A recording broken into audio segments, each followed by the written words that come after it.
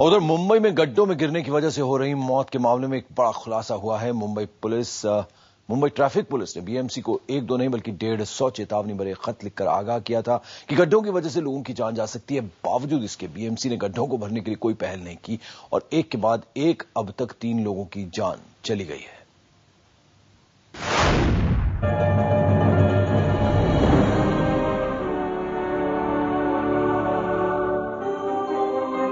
यह है देश की आर्थिक राजधानी मुंबई की सड़क।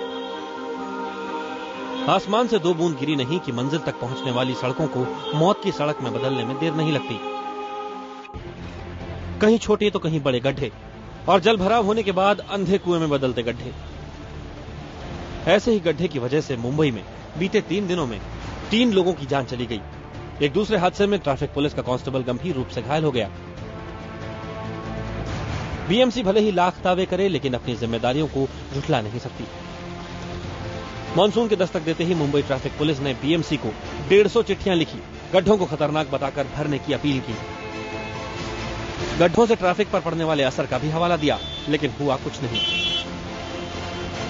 लोगों को भी सचेत करना चाहूंगा, विनती करना चाहूंगा, अपील करना चाहूंगा कि जब वो यातायात करें तब अपनी सावधानी पूरी तरह से बरतें।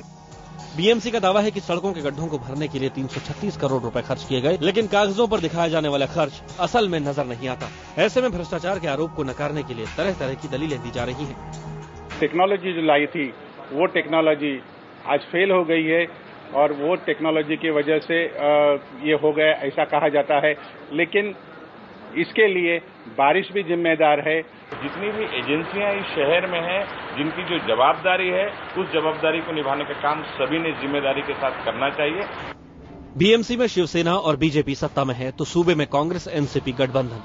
लेकिन जिस जनता ने इन दलों से उम्मीदें लगाई, उसी जनता की इन दलों को कोई फिक्र नहीं। गड्ढों से परेशान लोगों की शिकायतों को तो बीएमसी ने नजरअंदाज कर दिया, लेकिन बड़ा सवाल ये कि क्या ट्रैफिक पुलिस की चेतावनी की भी कोई अहमियत नहीं?